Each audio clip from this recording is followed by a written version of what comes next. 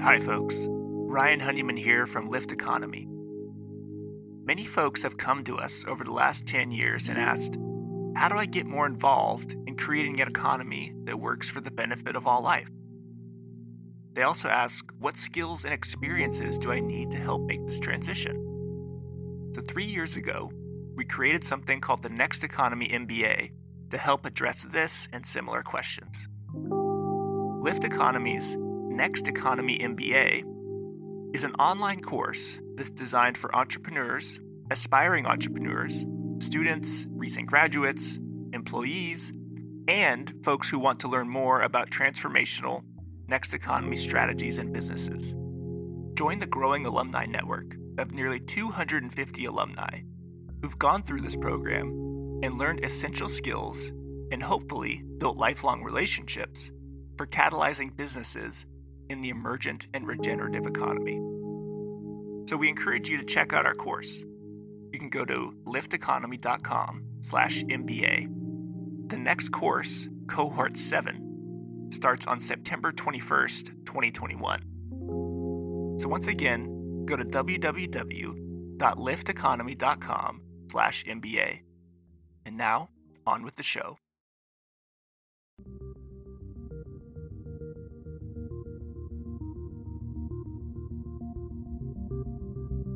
Welcome to Next Economy Now.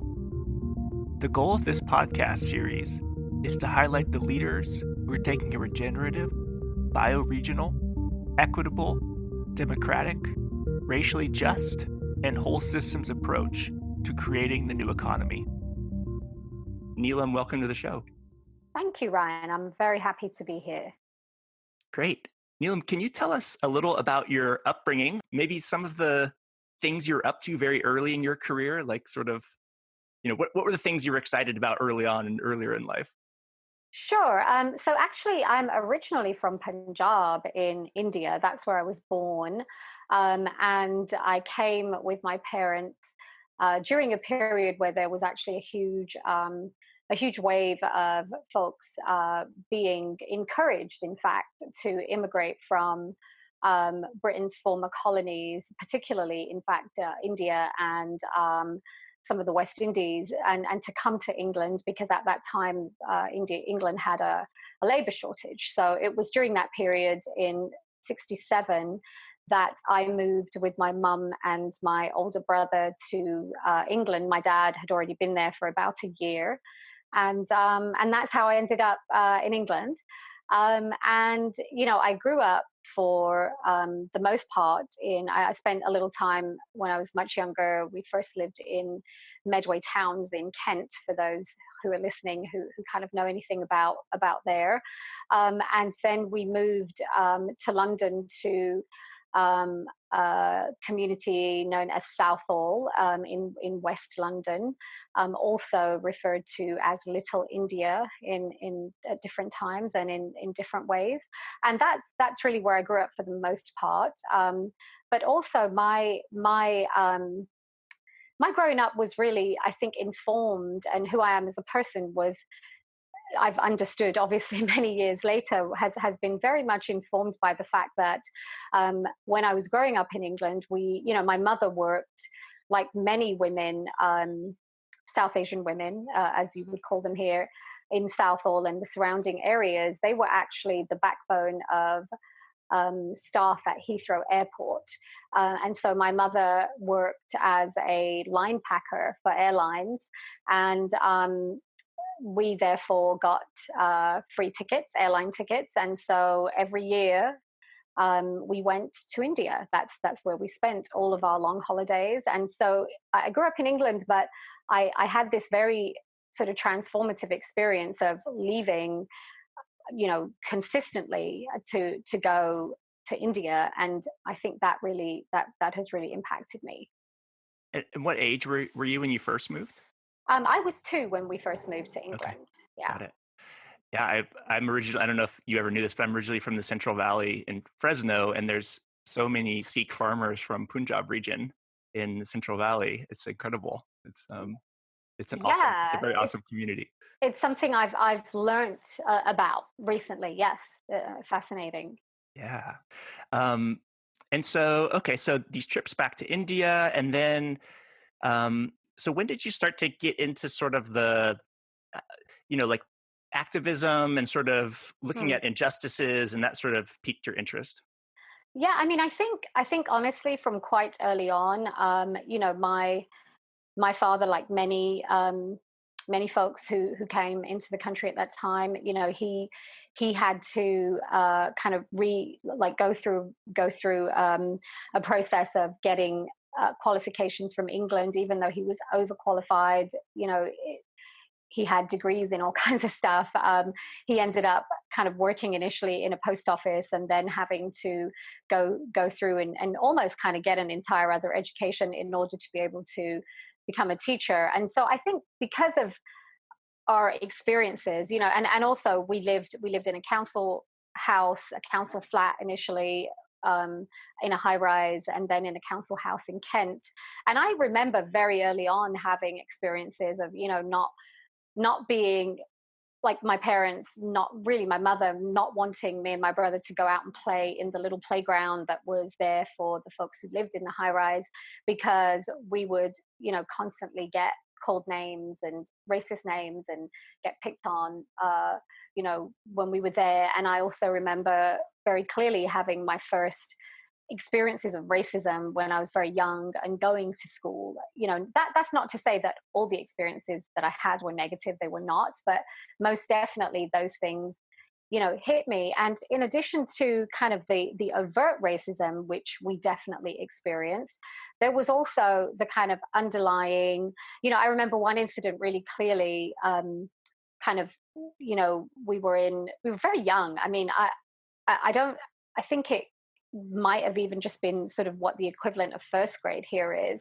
And I remember kind of sitting on the floor with all the other kids, and the teacher kind of sitting, we were kind of sitting almost in a circle around her. And we're talking about different things, and she was holding up different things and asking us questions. And, something came up about tea, and she was kind of like, what do you need to make tea? And so I put my hand up, and I thought I was being really clever. And I said, a saucepan, and I held up the saucepan, and she just gave me this really disparaging look, and she was, and kind of like, and didn't actually say you idiot, but it kind of was like that. And then everyone was making fun of me. But it was interesting because in my family and in my community, we do use saucepan to make tea, because we make chai tea, and that's the only tea that I knew at that point, right? But so those things kind of, I think, affected, who I was. And then, just in terms of the difference, there were differences constantly being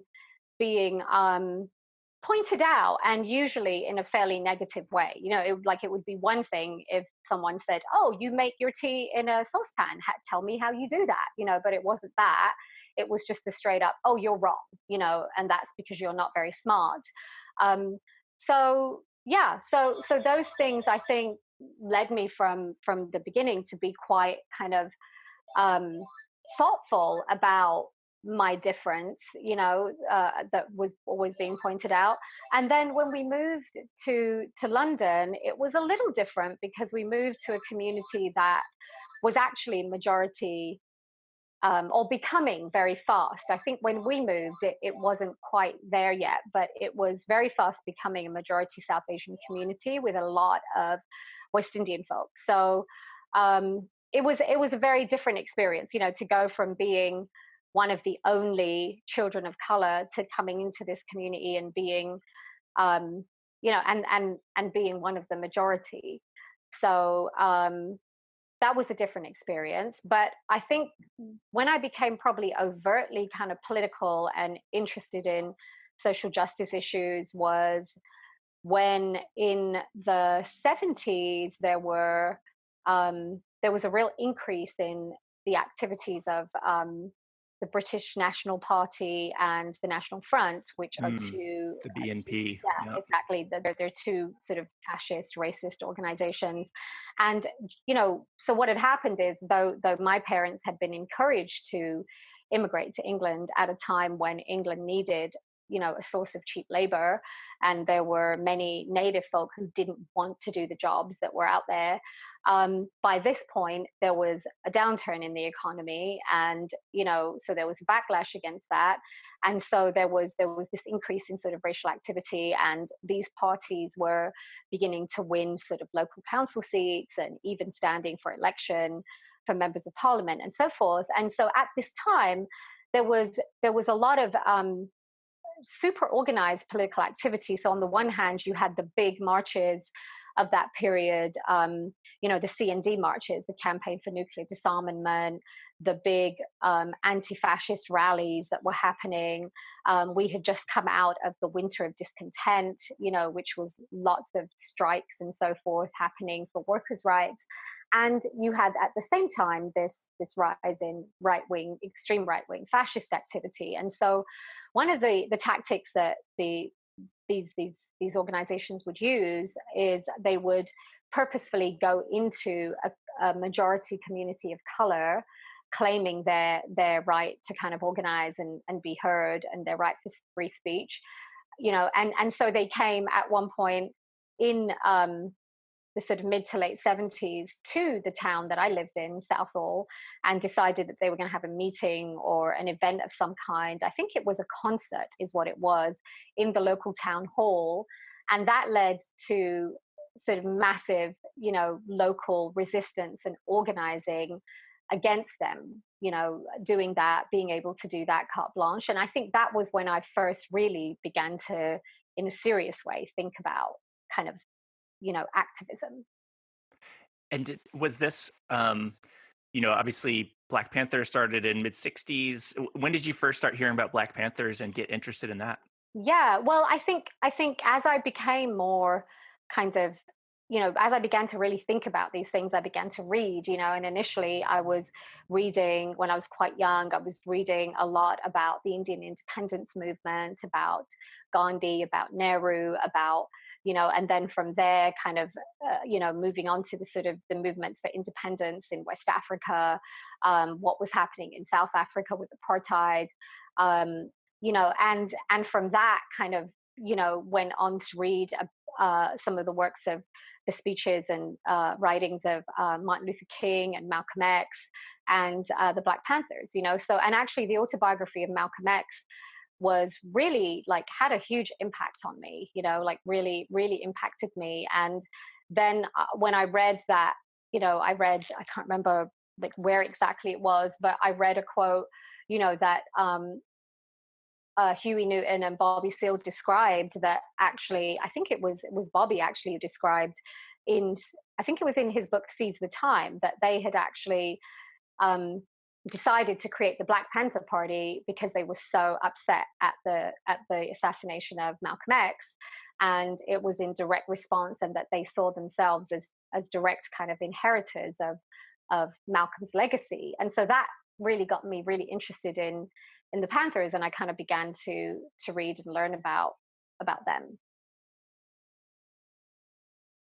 Got it. And then so, and did you actually form a chapter, or were you like part of the founding member? Because I remember you Yeah, were yeah, early. no. So actually, at that time, there was a huge movement called the PNP Youth Movement in Jamaica at the time, and that was a huge revolutionary kind of movement that was sweeping that country. That because there were so many Jamaicans and West Indian folk in London in particular, but actually throughout the UK, that had a real kind of impact on young people, in England, especially young people of color.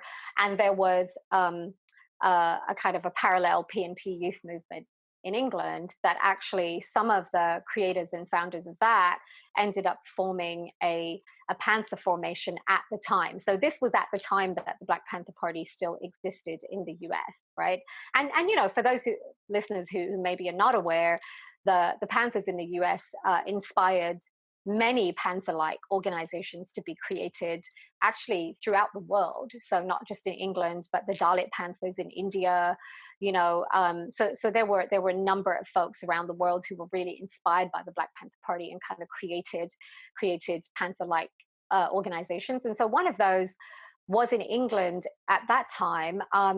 Now I wasn't involved in or aware of it at that time, but later on, as I became older and became, at the time I was really honestly steeped very much in sort of local organizing, like very much in kind of like, so coming out of that situation that I described with with the National Front coming into Southwell, I think it was actually the BNP, and organizing this event, as typically often happens, it wasn't any of them who were arrested or brutalized by the police. It was actually all the counter demonstrators, right? So a lot of people ended up in prison. A lot of people ended up hurt. One young teacher ended up dead. So there was a lot of organizing that followed that event. And I would say that it was in that period that I really became involved, and became involved in kind of organizing and creating a legal rights center in Southall, and kind of then became involved from there in creating an employment rights center as part of that center. So I was really kind of, and from that kind of became involved in a huge, actually it was a lawsuit in a few years later down the road to defend the rights of South Asian women who were being just trampled all over, who were working at Heathrow Airport.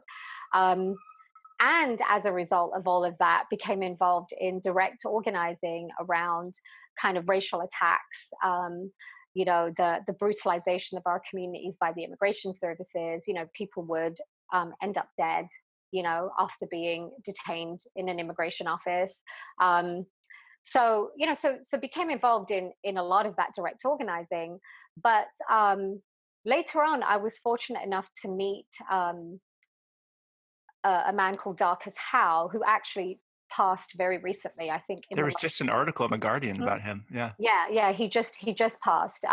He actually was the nephew of CLR James, who was very famous, well-known, you know, um, writer and thinker and philosopher from Trinidad. And so, anyway, so Darcus was one of those people who had kind of been organizing around this kind of PNP youth movement, and ultimately had created this Panther-like organization. So, but to fast forward from that a little bit, because of all the work that I was involved in locally, that kind of ended up connecting me with people not just around London but around the country, who were doing similar work in their communities. And we got to a place in the 80s where again the economic situation shifted. And it's interesting how all these, people say you trace the money and you can kind of find the root of things, and I really think that's true, because in the kind of early 80s there was another economic upturn, right? And at that time there was a lot of stuff being written by pundits and academia and what have you, that we were now living in a post-racial society, that um, everything was all good. There was no need for hardcore organizing anymore. And remember, this is coming out of a very intense decade of like very serious organizing by the unions and by various other folks. And so there was all this writing and this talk, and these very serious articles would appear in so-called black journals. And those of us who were like on the ground organizing, we were like what are these people talking about? Because the conditions for the majority of people of color in England were not changing, right? But what was happening was that there was really, and really, if you look at the writings of the time, because we followed this, there was this argument being made by a section of the ruling class in England, that what they were saying is, we need to learn from the American experience, where in America, following from the big civil rights movement, the Americans successfully have created this black middle class, as a buffer against sort of hardcore radicalism, right? And in fact, um, if you look, there are many folks who were called radicals, who were on the ground organizers, who kind of ended up, um, as government officials, who ended up running specific projects, who ended up, were kind of co-opted and bought in by the system. And when I say that, I don't mean that they necessarily were even aware that this was happening, but it was a process that happened, right? And so in England, there was a definite attempt made to replicate that. And so what you had in the early 80s was this whole industry created, and they actually called it the race relations industry. So for example, like, local authorities, which are the equivalent of kind of city councils here, would have a race relations officer. They would have, race relations consultants. They would carry out race relations trainings. So this whole kind of industry of jobs was created. um, and there was this perception created that things were better, that there was no more racism or discrimination on the basis of race, and the reality was really different. So it was at that time that many of us who were organizing kind of came together and began to talk about, look, there needs to be somebody publishing something that makes sense, writing and putting out there something that makes sense, because there's going to be a backlash against all this. We understood that, right? And so, I remember one time, some of us, that we went and we actually met with Darkus, and we said this to him. We said, hey, we need some kind of strong um, journal, that represents what's really happening to people of color in this country. We need a strong Black organization that really kind of, tells the truth. And he was like, that's right, you do. Well, you guys need to make it happen. You need to do it, So we were kind of going to him thinking he would kind of create something again. And he was looking at us going, nah, it's on you guys. So from that is where the Panther organization that was created in the mid 80s was born. And it's as a result of create, and actually initially I'll say it wasn't even conceived as an organization. Initially we began to publish a newspaper because we wanted to get out the facts of what was really happening on the ground. um, and so it began as a newspaper, but very quickly, um, you know became an organization of several branches around the country, of thousands of members.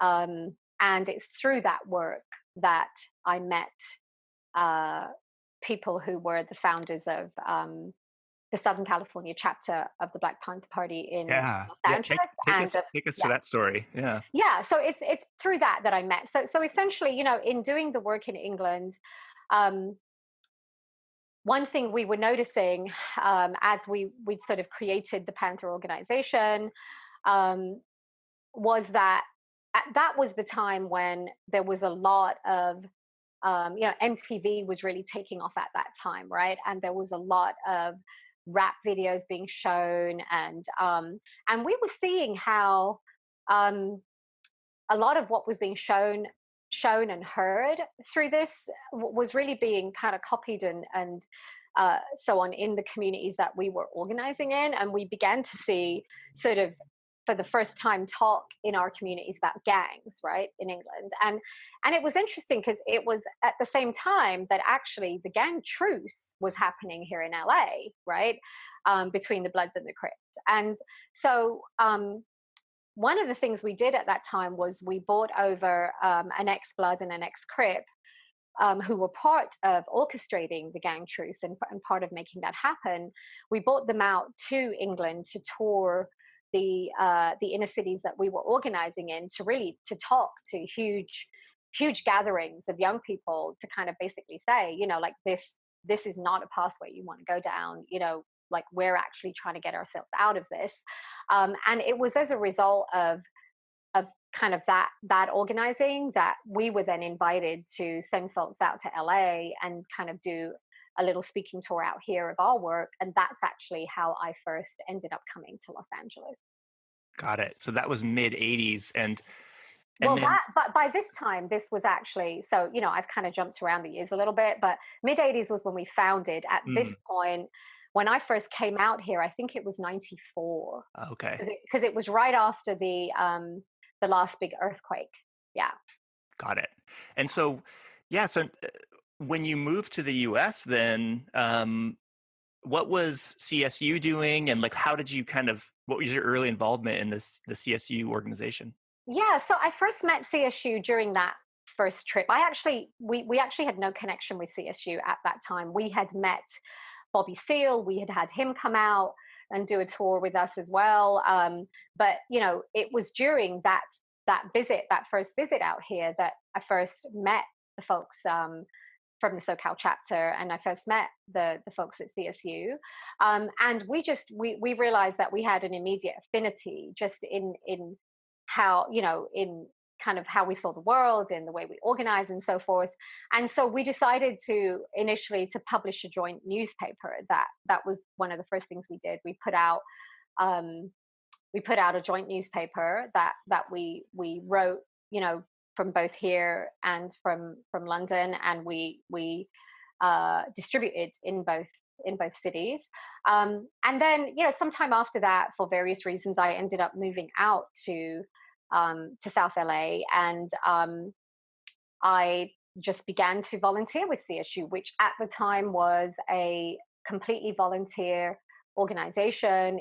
The Black Panther Party itself at that point did not exist, here in LA. But many of the folks who had been involved in it were kind of doing different things in different ways, and one of those things was kind of organizing through the vehicle of the nonprofit. So folks were still doing things like organizing big, huge grocery bag giveaways. They were still organizing medical screenings. They were still organizing big clothes drives. They were organizing things like, Spanish classes for English speakers and English classes for Spanish speakers as a way to build bridges between the two communities. So there was a lot of these kinds of activities going on when I moved out here, and I just kind of began to volunteer and got stuck in. Nice. And then was CSU, because I know that it's been focused on community, and especially this access to fresh, high quality, affordable, and culturally appropriate food. Was that the main focus early on, or is that a focus you kind of brought in once you started to become a little higher in the ranks at CSU? Yeah, I mean, I would say it actually evolved. It's not something you realize as it's happening. So when I say it now, please be aware, listeners, that it wasn't so well orchestrated. It just sounds that way now. But essentially, what happened was it was a number of parallel processes. You know, One was that the party had always understood the importance of nourishment. The party were the first people to organize kind of big giveaways of grocery bags in the inner cities here. They were first ones to organize the free breakfast for children program. And at a time, we have to remember, when the federal programs didn't exist. In fact, the federal breakfast and lunch program were actually created as a direct response to what the party was doing to undercut their support, right? And listeners should not necessarily just believe what I say, but go out and do your own research. It's out there, the information's out there. So one, there was always this affinity. The party always had this affinity, and the folks who, even though the party didn't exist, anyone who's ever been a Panther will say to you, once a Panther, always a Panther. That's kind of, the spirit that folks embody. And so there was always this understanding of needing to meet, as well as having high, broader, bigger revolutionary thoughts or ideals. There was also always this understanding of the need to really meet people where they are, and to meet people's everyday needs. And food is one of the most immediate, right, needs that people have. And so that was one thing that was happening. The other was that when I moved here with a young child and a baby. And I moved to South Central Los Angeles. It was my first experience of the US. And so, like everybody else who lives in this neighborhood, I was immediately faced with not being able to access fresh food, right? So there was that. And thirdly, also my older child began to attend middle school here, right? So he, I began to deal as a parent with the fact that there were a lot of issues with the school food, right? So on the one hand, I was there organizing with CSU, And that work was very direct, kind of at the time, actually, CSU was doing a lot of, you know, creating rallies and parties and like kind of political parties, if you like, in public park spaces in and around South Central, in order to cut across the kind of divides that were being created in between the Black and Brown communities here, right? So CSU was doing a lot of very active work around that issue. Um, too, my son began to attend schools here, and I began to get involved in trying to do something about the school food. And so I became a founder of the Healthy School Food Coalition that led to the first soda ban in the country here in LA Unified School District. Um, and that led to, other later resolutions to reform school food. And then as a parent, I also began to grow food, because I had to leave South LA constantly if I wanted to get fresh food, and was just really kind of baffled by why it was that I could just drive 3 miles out of my neighborhood and go to these amazing farmers markets and get some of the best fresh food that honestly I'd had in my life, right? But you couldn't get it here in this community. And so, so all of those kind of processes kind of ultimately sort of like like worked together, and at the same time as we were kind of doing this work, we were beginning to notice in the late 90s, we were beginning to notice kind of the impacts of diet related illness in South LA, both through kind of living here and being here and organizing with people. And so we began to kind of do research on that, and really we're kind of horrified actually at the disparities in um, in South LA with the rest of the county in terms of diet related illnesses. And so we decided at that time that really we needed to do something concrete about this issue. That here we were doing sort of bigger policy work, at the school district level, and at that point even at the city level and the state level, but that we really wanted to do something on the ground in South LA around um, around food access here in this neighborhood. So we began in the early 2000s to really pull together a team of people, and we organized a community food assessment, and essentially that has kind of led to all the work that we do now. Got it. And what are you most excited about with some of the things you're working on right now?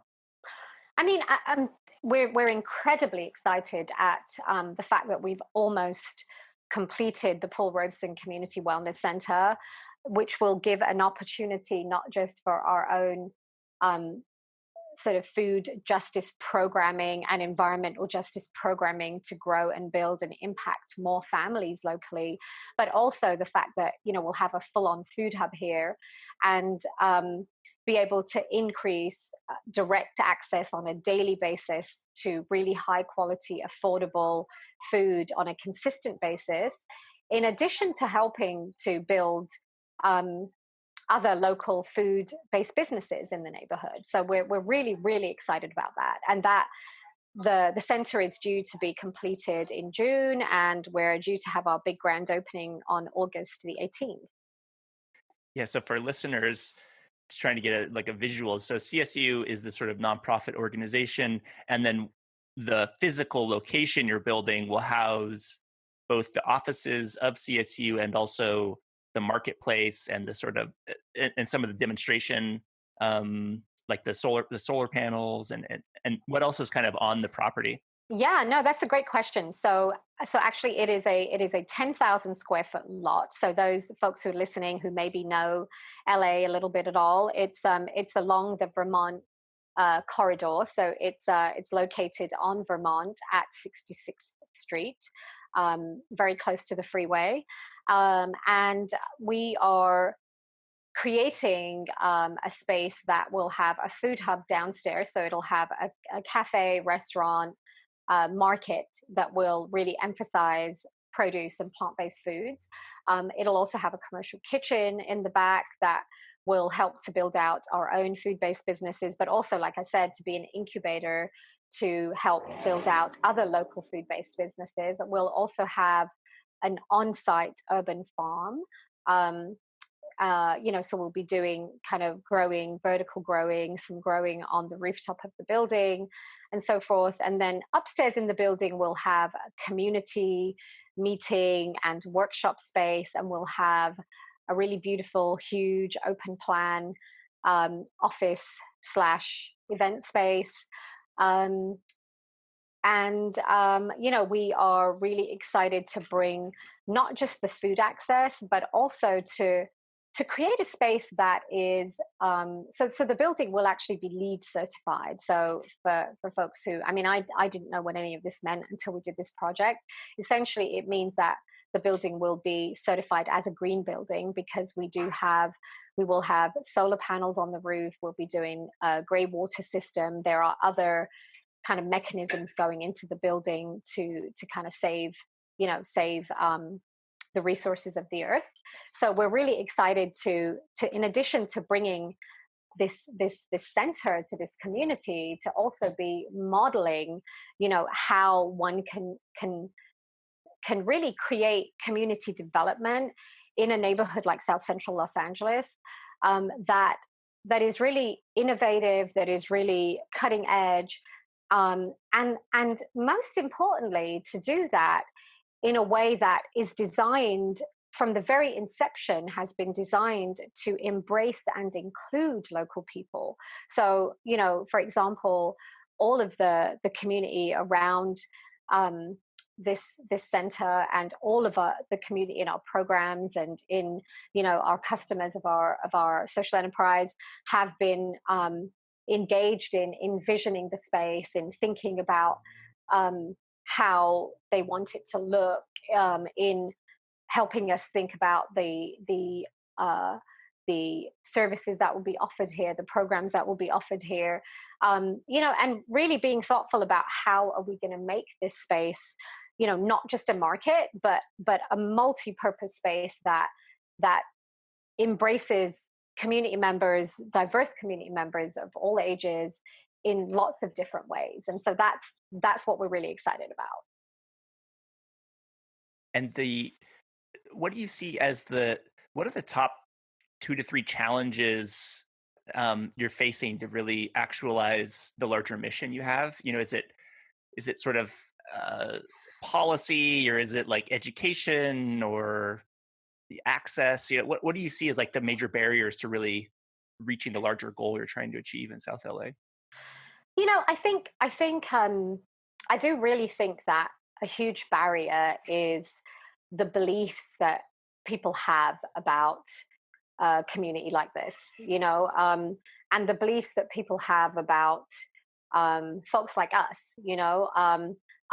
For example, I know that even though we purchased this lot in July 2015, and we did that through our earned income, and up to that point, we had been doing all of our work without any debt, without any loans, and even though we've done that and we built a successful business and we built successful programs, you know, I know that there was just a lot of people who should have been with us and behind us and championing our cause, just didn't believe that we were going to pull this off. And I think that has a lot to do with deeply embedded kind of um, thoughts that people have, like I said, about communities like this and about organizers like us.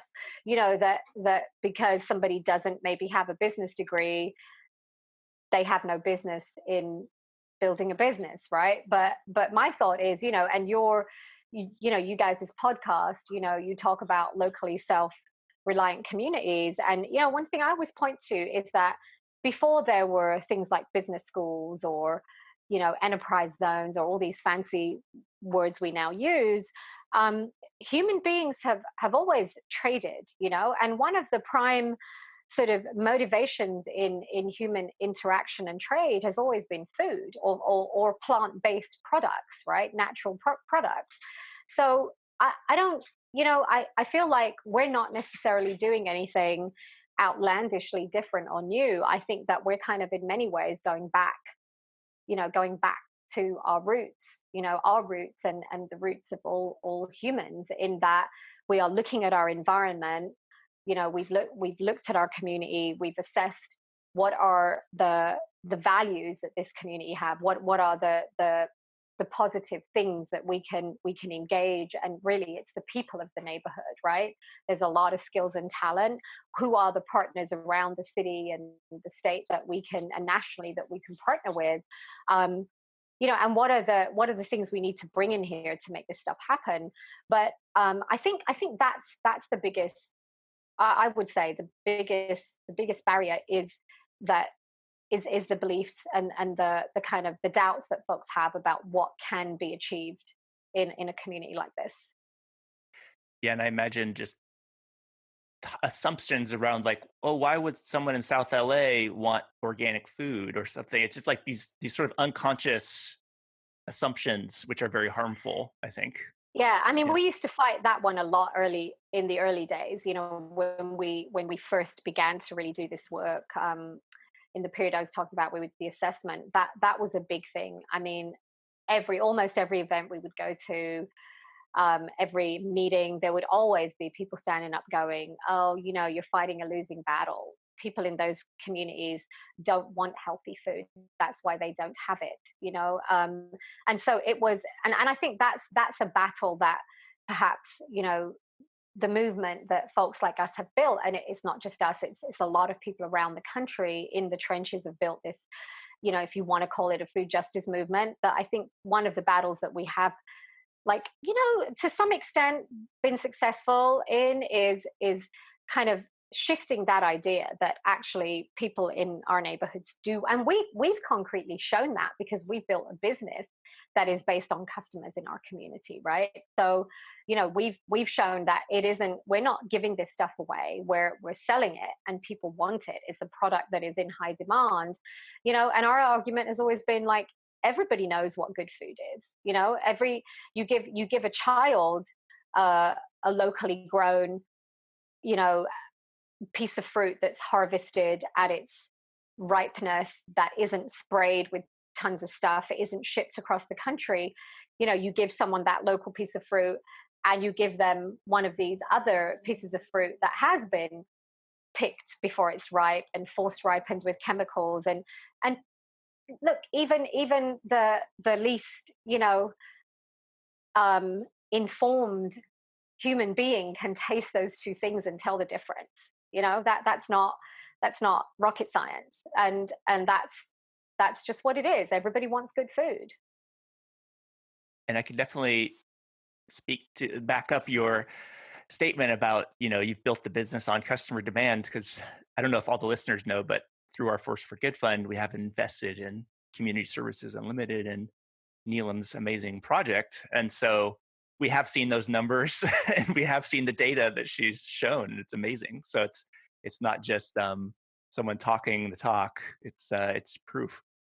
Yeah, and actually, thank you. I want to definitely give props to Lift Economy for seeing the importance of creating the kind of fund you guys have, and of working with people like us. And I also want to give a mention to our other folks who are supporting us financially in this endeavor, who have really worked with us through the long haul, who have been creative and innovative about getting money into our hands. Because we went, I will tell you, we went everywhere. We went to financial institutions that we were told were specifically created to help agencies like us bring these kinds of projects into communities like ours, right? And I was just honestly kind of like shocked at some of the things that I heard when I went into these meetings. I mean, we were being offered interest rates that were higher than what the banks were offering, right? So I didn't really kind of understand what was happening. But through trial and error, we found the right partners. And I just want to give a big shout out to Self Help Credit Union, who have been working with us for 2 years now to uh, really be really thoughtful and creative about how to give us a funding package that we need. And also to the Kellogg Foundation, that has similarly been creative and thoughtful, and not just kind of said, oh no, that doesn't work according to all the guidelines and rules we have written down, but have been, we may have to tweak here and move this around here, and we're gonna actually make this work, and they've done that. And just want to give a big shout out also to our local um, guy, Daniel Talalian, who's part of Avivar Capital, who's been really helped us in a huge kind of learning curve in even how you, because even though we've had all the numbers and we've had all the data, and we know intrinsically that our product is in demand and people want it, one of the things we've really learned from partnering with all these entities and working with folk is how do you translate that into language that is understood by financial institutions. So that's been a really huge blessing as part of this journey that we've been on. And what about folks that you look to, whether it's other businesses or organizations or thought leaders for inspiration? Like, who are you watching that's really a forefront leader in this area? Yeah, I mean, I will tell you there are certain people that we keep an eye on and we're constantly inspired by. And I would say just one of the neighborhoods immediately, close by us is Inglewood, and one of our partners there, the Social Justice Learning Institute, where we're constantly inspired by the work that they do, similar but not the same. And we definitely are working on ways to work together, especially since we are neighboring um, communities. We also are deeply inspired by the work of Mandela Marketplace in West Oakland, and the um, really truly transformative work that they've done around food access in that neighborhood. We're deeply inspired by the work of the Detroit Black Community Food Security Coalition, Malik Yakini, Kadiri, Brother Kadiri, and Sister Monica, many others out there who are actually in the process of, in the early stages of building a consumer-owned co-op in Detroit. Um, so there's a number of, I'm sure there's others that I could keep going on and on, but those are some of the folks that really deeply inspire us. And we ask this of guests often: is what do you need right now from the listeners? Is there anything that people can do to help you grow this next economy? Yes, there are a number of things that you can do. You can go to all of our social media and like us and follow us and tag us and get the word out to all your friends and all your community about who we are and what we do. You can also, um, you know, uh, if you're local, which I'm sure that some of your listeners are, you can come and you can physically volunteer at our urban farm. You can come and volunteer at the space that we're creating in different ways. Um, Also, we accept um, donations. It's not all we're looking for, but we definitely are always raising funds, and so we definitely look to that sort of support as well.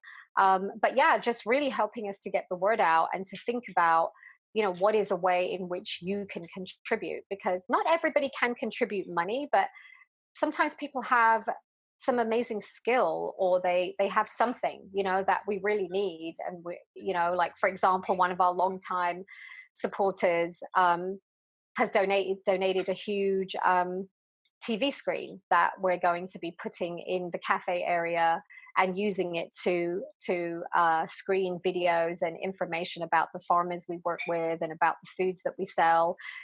So just, yeah, just to really think about what in what way can you bring something that will help us to make this the most successful project it can possibly be. I love that. And what is your target opening date for the Robeson Center, Paul Robeson Center? So we plan to be open for business, sometime in June this year. So folks can come through. They can get a really delicious, locally sourced salad or soup or sandwich and a coffee, or a tea or a smoothie or a juice, and they can come and sit at one of our tables, use our free Wi-Fi, come and sit on our veggie bus that we've upcycled, come and sit in the outdoor farm, and just spend some time, come to one of our workshops. And then also to please put on your calendars our big grand opening event of August 18th. If you can't make it before, then definitely try and come out for that. Fantastic. And where can folks find website and maybe donation links if anyone's Yeah. interested? So please go to csuinc.org, just csuinc.org. And as soon as you get there, there'll be a quick little slideshow, and one of the links is to our fundraising. So you just go, right there. There's a couple of videos about the Paul Robeson Project. And then under our media page, there's a lot of different press articles and also a lot of other videos about the various aspects of the work that we do. So please go and check those out. Next Economy Now is a production of Lift Economy. To listen to all of our episodes, go to lifteconomy.com/podcast. That's LIFT economy.com/podcast. You can also sign up for our monthly newsletter at lifteconomy.com/newsletter. Please also rate and review our podcast on iTunes, Spotify, Stitcher, or wherever you get your podcasts. Thanks for listening.